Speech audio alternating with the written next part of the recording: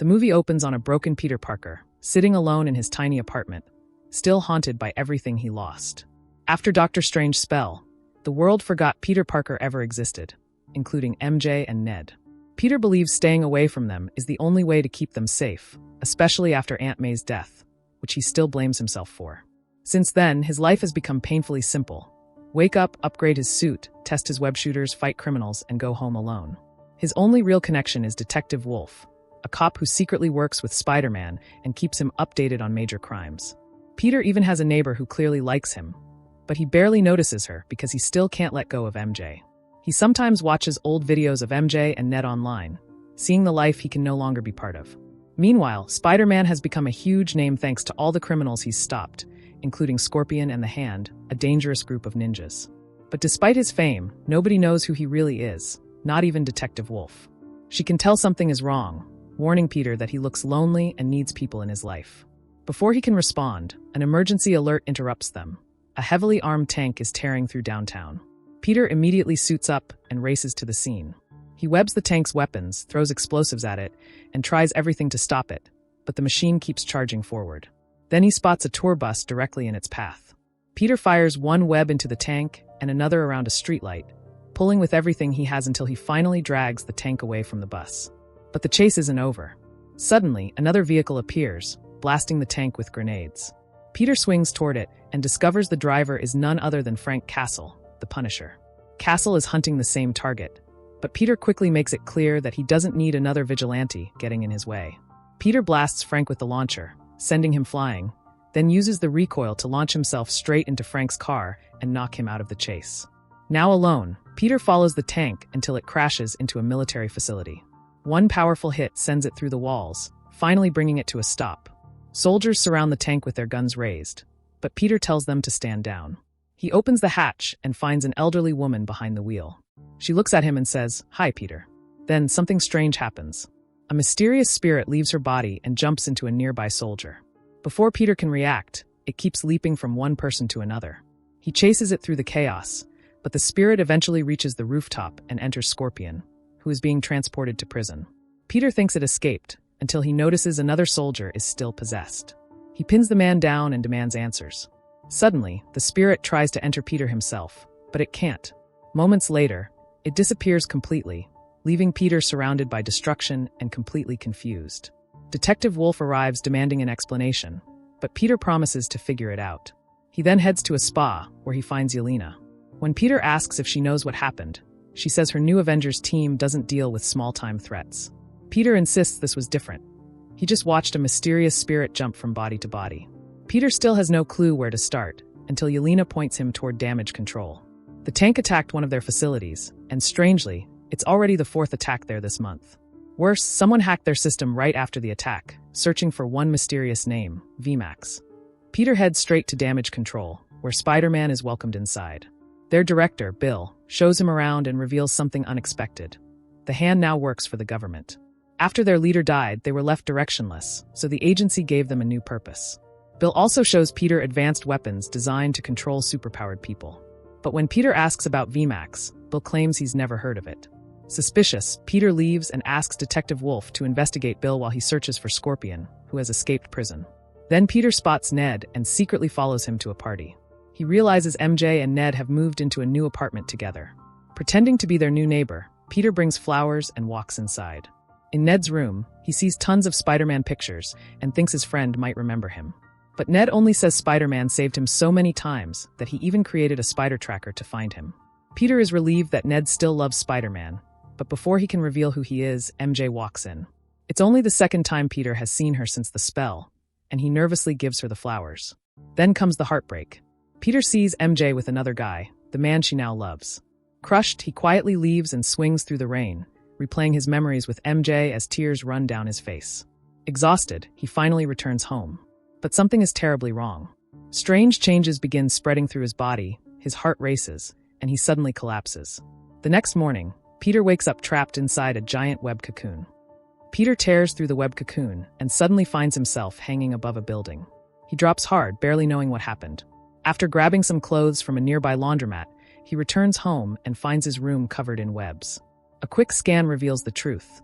His senses have become twice as powerful, and he can now produce webs directly from his wrists. The cause? A massive hormonal surge triggered by emotional trauma.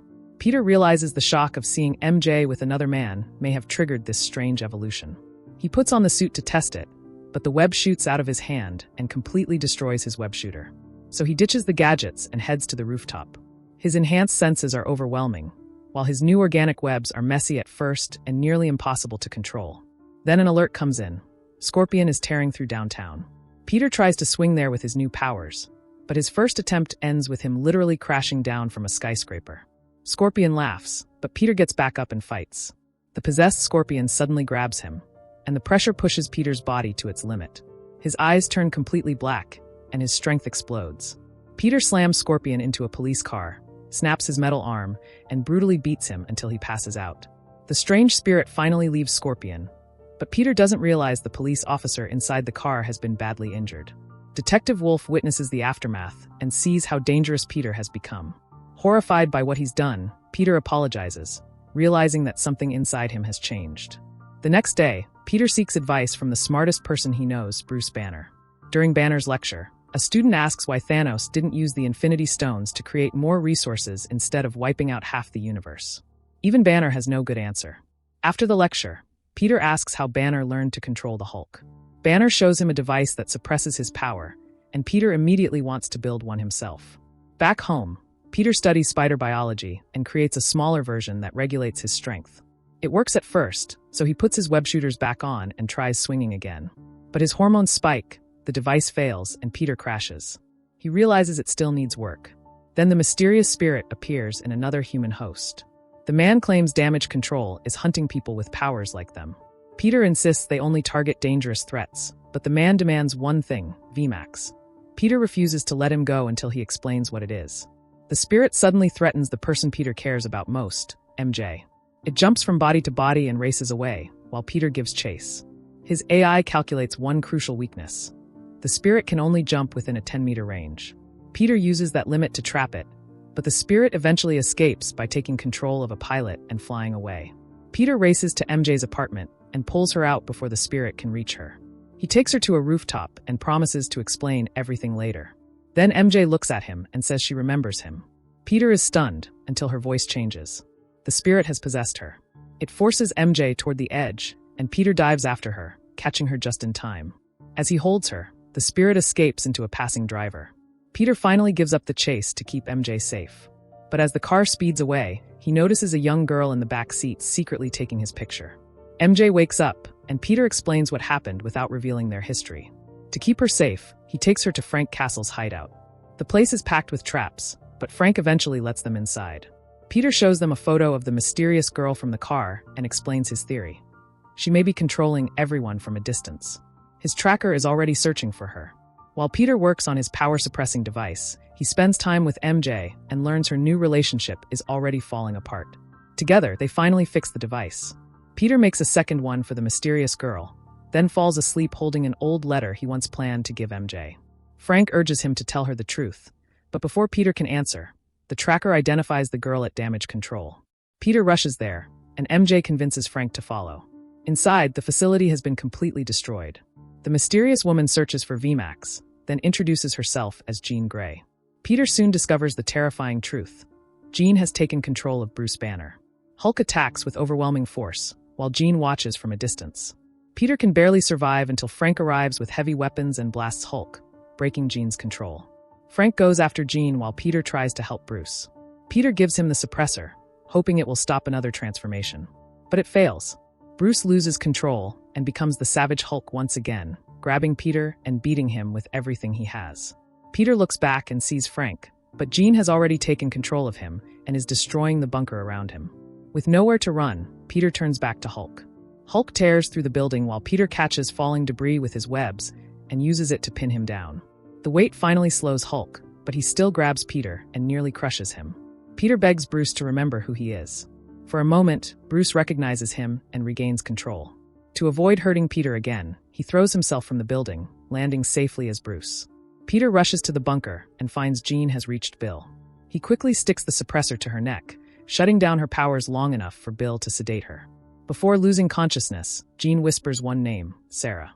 Peter later learns the police have taken Bruce to the hospital and Jean into custody.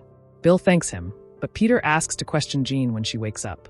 Back at Frank's hideout, MJ finds Peter's old letter and discovers the truth. They once knew and loved each other. Peter admits he erased himself from her life because he was terrified of losing her and Ned after Aunt May died. MJ understands why he did it, but she can't remember any of their past. She thanks him for saving her, then says she needs to leave. Peter takes MJ home, where she surprises him by inviting him inside. Ned is thrilled to meet Spider-Man, not realizing he is Peter. As they hang out, MJ reveals she remembers nothing from her time under Jean's control. That makes Peter suspicious of Bill's explanation about the name Sarah. He contacts Yelena, who discovers that Damage Control once captured a powerful girl named Sarah and experimented on her. Sarah is Jean Grey's sister. Peter realizes Jean wasn't trying to hurt people for no reason. She was searching for her sister. He rushes back to the facility, where Jean lies unconscious and remembers the painful truth. Years earlier, Sarah taught young Jean how to control minds from a distance. Then Sarah left to get ice cream, only to be drugged and captured by Damage Control agents working with Bill. Jean watched helplessly as they took her sister away, and Sarah used her remaining power to protect Jean. Jean had once saved her sister by sending her away to keep her safe. But when Jean woke up, Sarah was gone, and she had spent years searching for her. Now Jean is trapped inside an isolated glass chamber at Damage Control. Bill demands to know what VMAX means, but she refuses to answer. A scientist begins torturing her for information, until Jean notices VMAX written on a ceiling vent. Then she spots Sarah's necklace. Jean realizes her sister had been held here and left her a clue. She demands to know what happened to Sarah. Bill finally admits the truth. They experimented on her until she died. Jean snaps. A massive psychic blast erupts from her body, taking control of every living person within miles. Frank stays outside her range, grabs a sniper rifle, and takes position. Meanwhile, Peter enters the facility and finds everyone frozen under Jean's control. Suddenly, the Hand attacks. Jean uses the ninjas to fight Peter, telling him they are nothing more than test subjects to Damage Control. She even proves their weapons can destroy Spider-Man's webs. Peter refuses to give up, but the Hand overwhelms him, leaving him beaten and helpless. Jean tells Peter that people like them will never have real friends or family. They'll always be treated like experiments. Then Peter remembers Aunt May, MJ, and Ned. He realizes he still has people worth fighting for. Peter rips off his suppressor. His hormones surge and his strength explodes. He tears through the Hand, launches them across the room, then traps them all in webs.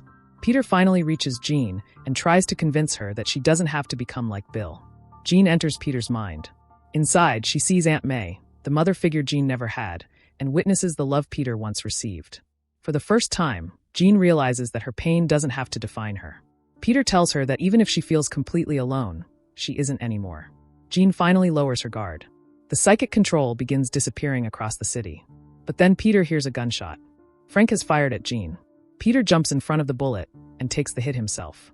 And in that moment, Jean finally understands Peter's message. There are still good people worth saving. Jean uses the last of her strength to keep Peter alive. Frank gets him to the hospital, while Jean disappears before anyone can catch her. Days later, the city learns Spider-Man is fighting for his life. Crowds gather outside, hoping he survives. Peter eventually wakes up with Frank beside him. Frank apologizes for shooting him and promises they're friends now.